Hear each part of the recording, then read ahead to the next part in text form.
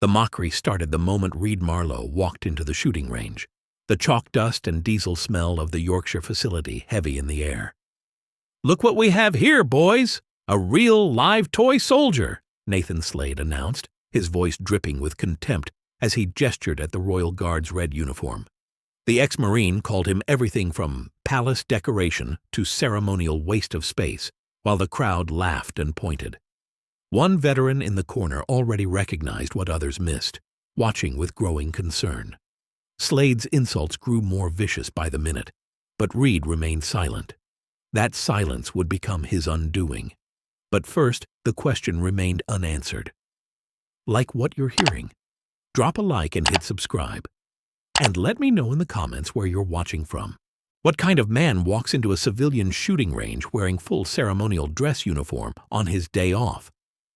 Reed Marlowe pushed through the glass doors of Horsesby Range Club at precisely 2:15 on a Tuesday afternoon, his red tunic gleaming against the Yorkshire drizzle.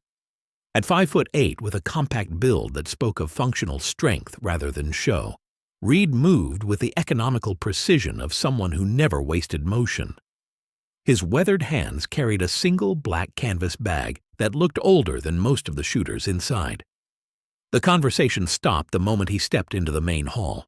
3 men unpacking custom rifle cases near the entrance fell silent, their eyes tracking Reed's movement across the polished concrete floor. The weathered stone and corrugated metal structure of the range, tucked between rolling Yorkshire hills, had seen decades of serious marksmen, but nothing quite like this.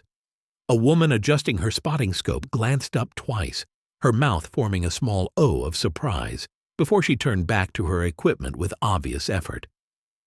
Reed approached the registration desk where the smell of gun oil hung thick in the air, mixing with the distant crack of rifles from the firing line where someone was working through what sounded like precision drills. Behind the counter hung photographs of previous competitions, winners holding trophies next to targets marked with impossible groupings at distances that would challenge most military units.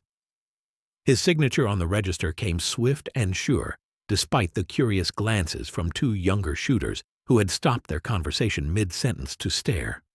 Reed claimed Lane 8 without ceremony, his movements deliberate as he set his simple bag on the bench. Around him, other shooters unpacked equipment worth thousands of pounds, custom stocks with adjustable cheek pieces, high-end optics that cost more than most people earned in a month, tactical cases lined with foam cut to exact specifications. The whisper started before he had even opened his bag. "Is that a real guard uniform?" came from Lane 6, where a man in expensive shooting glasses leaned toward his companion. "What's he doing here?" floated from the direction of the ammunition counter, where 2 women pretended to examine boxes of match-grade cartridges while stealing glances at the unusual figure in red. Reed seemed oblivious to the attention, his focus entirely on the methodical preparation that had become second nature over years of service. He hung his red tunic on the Lane's equipment hook, revealing a simple white T-shirt underneath, and began removing items from his bag with the same careful precision he used for everything else. His canvas rifle wrap looked almost primitive compared to the carbon fiber cases surrounding him. Accessories that belonged to an earlier era of marksmanship, but Reed's calm demeanor carried something that expensive equipment could not provide. Years of experience in environments where a single shot meant the difference between mission success and catastrophic failure had taught him that competence came from practice, not price tags. His weathered hands moved with the confidence of someone who had faced far more dangerous situations than a civilian shooting range on a quiet Tuesday afternoon. What none of the watching shooters realized was that Reed's quiet preparation was about to be interrupted by an arrival that would shatter the peaceful atmosphere completely. Nathan Slade's entrance announcement could be heard 3 lanes away, but what expensive equipment did he carry that immediately drew every eye in the building? The answer came in the form of a custom rifle case the size of a small piano that required both hands to carry from his BMW parked in the premium spot outside. At 34, Nathan Slade had perfected the art of making an entrance, and today would be no different as he pushed through the range doors with the confidence of a man who had never met a room he could not dominate through sheer volume and swagger. The case hit the bench at lane 3 with a deliberate thud that echoed across the shooting hall, causing conversations to pause and heads to turn toward the source of the commotion. Slade unzipped the custom-molded foam interior with theatrical precision, revealing what could only be described as a work of art designed for intimidation rather than function. The rifle gleamed under the fluorescent lights, its matte black finish broken only by the chrome accents of a scope that cost more than most shooters' annual ammunition budget, and a suppressor that belonged in a military armory rather than a civilian range. "Now that is what I call a proper rifle," Slade announced to no one in particular, his voice carrying the practiced authority of someone who had spent years convincing others of his expertise through YouTube videos and tactical merchandise. Within minutes, 3 younger shooters had gravitated toward his bench, drawn by the impressive display of high-end equipment and the confidence that radiated from its owner like heat from a forge. Slade worked the crowd like a seasoned performer, explaining the technical specifications of his custom build while weaving in references to his Marine service and operations in Afghan provinces that sounded dangerous and exotic. "This scope here cost me $4,000, but when you have been where I have been, you learn that cheap equipment gets people killed," he said, adjusting the massive optic with unnecessary ceremony, while his audience nodded with appropriate reverence. The suppressor threaded on with expert efficiency, and the entire setup transformed from impressive to intimidating in the space of 5 minutes. Every movement was calculated to reinforce his image as the range authority, and every technical detail became another opportunity to reference his supposed combat experience. Slade loaded his first magazine with match-grade ammunition that probably cost more per round than most shooters spent on dinner, explaining his selection process to the gathered crowd who hung on every word like students before a master craftsman. His first shots at the 200-meter target were clean and precise, the electronic scoring system confirming what everyone could see through their spotting scopes. "Breath control and trigger discipline," he announced after each shot, his voice carrying across the range with practiced authority while he cycled the bolt with unnecessary flair, playing to his audience. The younger shooters asked questions about his gear, his service, and his technique, while Slade answered each inquiry with the air of someone who had never met a technical detail he could not turn into a story about his own expertise. He dismissed other shooters' equipment with casual superiority, pointing out flaws in their setups while elevating his own choices to the level of professional necessity. "You see that rifle over there?" he said, gesturing toward lane 5 where an older man was shooting a wooden stocked hunting rifle. "That is what we call a wall hanger, pretty to look at, but useless when accuracy matters." But Slade's attention was about to turn toward lane 8, where a figure in red sat quietly preparing equipment that looked older than some of the shooters in the building. Reed Marlowe had remained focused on his own preparation throughout Slade's performance, but that peaceful concentration was about to be shattered. The first insult hit Reed like a slap, but why did the gray-bearded veteran in the corner suddenly look up with concern when Slade called him a tin soldier? The words cut through the range atmosphere like a blade through silk, stopping conversations mid-sentence and drawing every eye toward the confrontation brewing at lane 8. "Well, would you look at that, boys? We have got ourselves a real live palace decoration," Slade announced, his voice carrying across the shooting hall with theatrical contempt as he gestured toward Reed's red uniform hanging on the equipment hook. Slade stepped away from his impressive rifle setup, leaving his audience of younger shooters to approach Reed's lane with the swagger of a predator who had spotted easy prey. "Tell me, toy soldier, do they teach you to shoot those pretty rifles, or do you just march around for the tourists?" he said, his voice dripping with manufactured authority, while other shooters began to gather, drawn by the promise of entertainment at the quiet guard's expense. The mockery escalated quickly as Slade warmed to his theme, calling Reed everything from ceremonial waste of space to parade ground princess, each insult delivered with increasing volume and confidence. What made the situation worse was how the crowd began to respond. Laughter started as nervous chuckles from the younger shooters who had been hanging on Slade's every word about his combat experience and expensive equipment. The sound grew bolder as more people joined in, emboldened by Slade's apparent expertise and the easy target he had identified in the silent figure at lane 8. "I bet he's never fired a shot in anger and probably doesn't even know which end the bullet comes out of," came from somewhere in the growing crowd, the sharp ping of steel targets from the active firing line punctuating the cruel assessment. Reed remained completely silent throughout the escalating assault, his weathered hands continuing their methodical preparation of equipment that looked ancient compared to the high-tech gear surrounding him. He removed his rifle from its worn case with the same deliberate precision he had shown since entering the range, seemingly oblivious to the crowd gathering behind him and the increasingly personal nature of Slade's attacks. The silence only seemed to irritate Slade further, who interpreted the lack of response as either fear or incompetence, rather than the controlled discipline it actually represented. "What do you think you're going to hit with that museum piece?" Slade continued, gesturing at Reed's rifle with theatrical disdain, while the crowd pressed closer, eager to witness what had become the afternoon's main entertainment. The range atmosphere had shifted completely from casual practice to public spectacle, with Reed unwillingly cast as the central figure in a drama he had never asked to join. More shooters abandoned their own equipment to gather around lane 8, drawn by the magnetic pull of conflict and the promise of seeing the quiet guard publicly humiliated.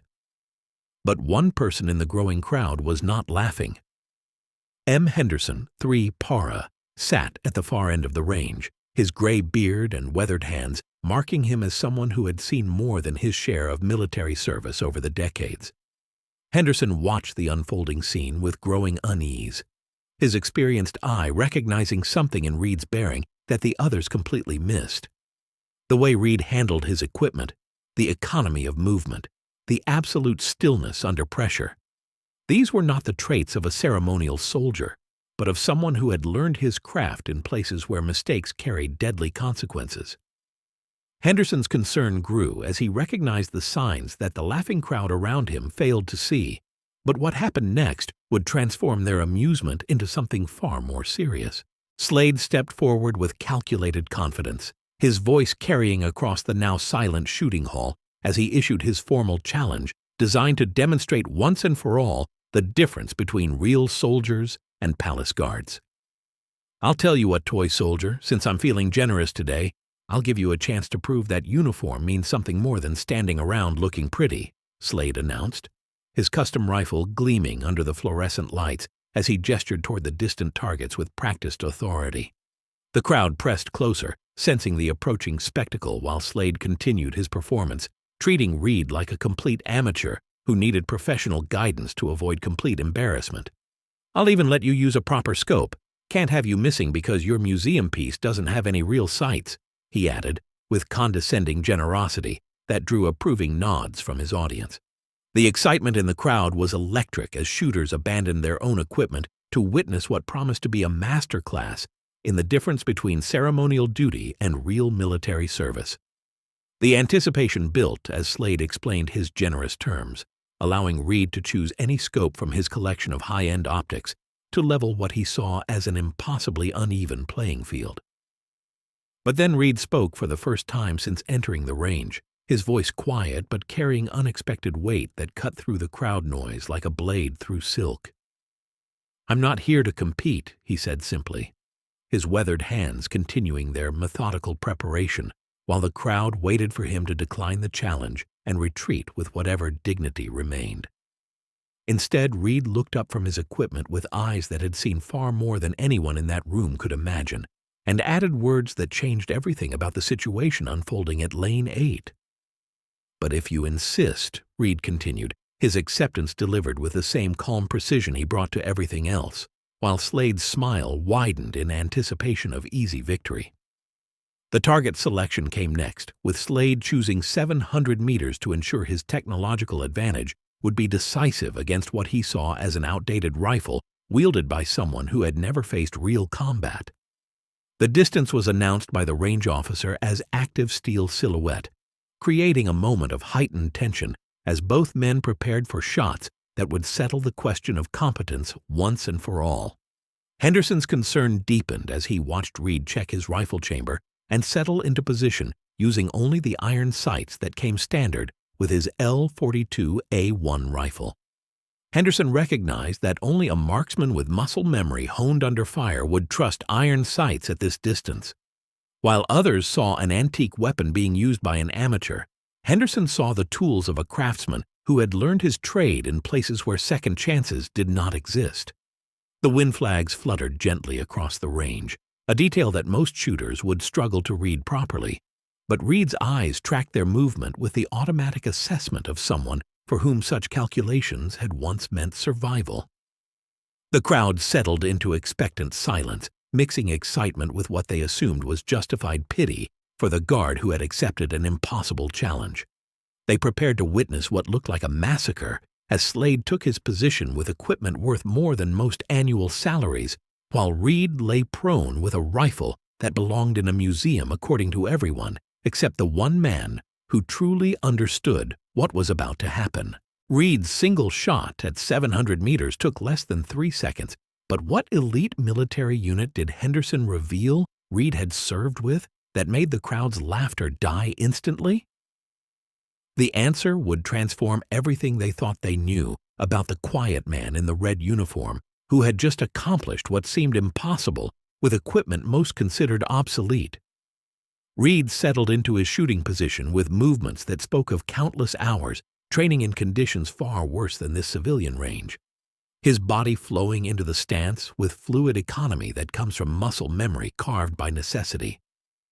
The crowd held its breath in expectant silence, waiting for the inevitable miss that would confirm their assumptions about ceremonial soldiers and justify the mockery they had witnessed for the past 20 minutes.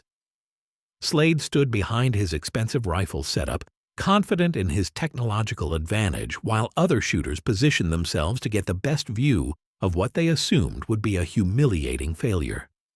The electronic target system waited at 700 meters, ready to record and display the results that would settle the question of competence once and for all. Reed's rifle came up with practiced precision, his weathered hands finding their positions without conscious thought as he settled behind the iron sights that had served British marksmen for generations. The L-42. A1 looked ancient compared to the high-tech equipment surrounding it, but Reed handled the weapon with the reverence of a craftsman who understood that reliability mattered more than appearance. His breathing slowed to the controlled rhythm that separated professional shooters from weekend enthusiasts, while the crowd watched in fascination mixed with anticipated pity. The shot broke clean and sharp, echoing across the range with authority that made several spectators flinch involuntarily. The distant steel rang out across the Yorkshire hills as the bullet found its mark with surgical precision. The electronic display lit up immediately, showing a perfect center hit at 700 meters achieved with iron sights and a rifle older than most of the shooters present. Stunned silence followed as conversations died mid-sentence, and equipment seemed to stop rattling throughout the shooting hall. The easy confidence that had filled the air moments before evaporated like morning mist, leaving behind something heavier and more serious that pressed down on everyone present. Slade stood frozen at his bench, his expensive custom rifle suddenly looking ordinary compared to what they had just witnessed from the man he had been mocking as a palace decoration. Henderson rose from his position at the far end of the range, his gray beard and weathered features marking him as someone whose opinion carried weight in military circles.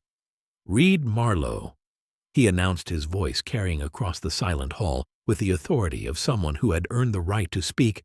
"Recce Troop 2 SS 4 tours more confirmed kills than most squadrons combined."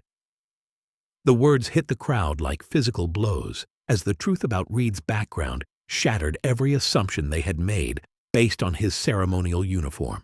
The revelation transformed Reed from an object of ridicule into something far more dangerous and deserving of respect. The crowd began to understand that they had been watching one of Britain's deadliest snipers demonstrate skills honed in places where mistakes meant death rather than embarrassment. Henderson continued his explanation, noting that what they had just witnessed was Reed taking it easy compared to the shots he had made under combat conditions in hostile territory.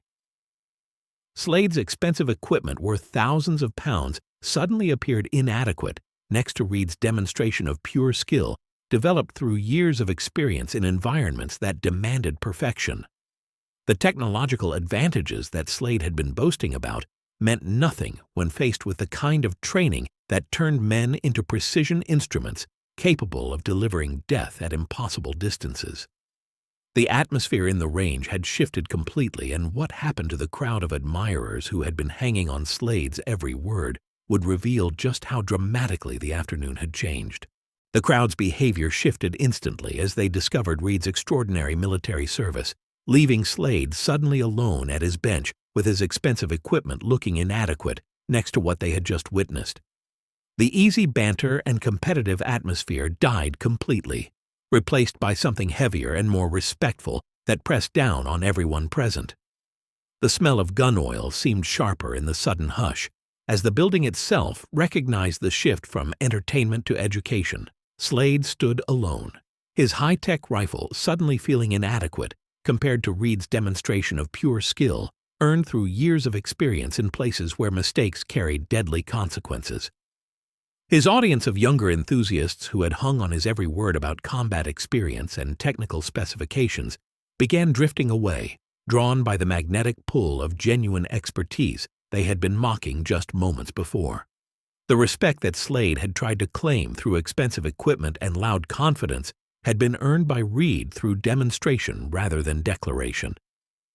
The other shooters approached Reed with curiosity mixed with reverence, their questions coming in respectful tones that contrasted sharply with the earlier mockery. One 19-year-old asked, "How do you range 700 meters without a scope?" While others inquired about his rifle and whether the stories about SAS training were really as demanding as people claimed.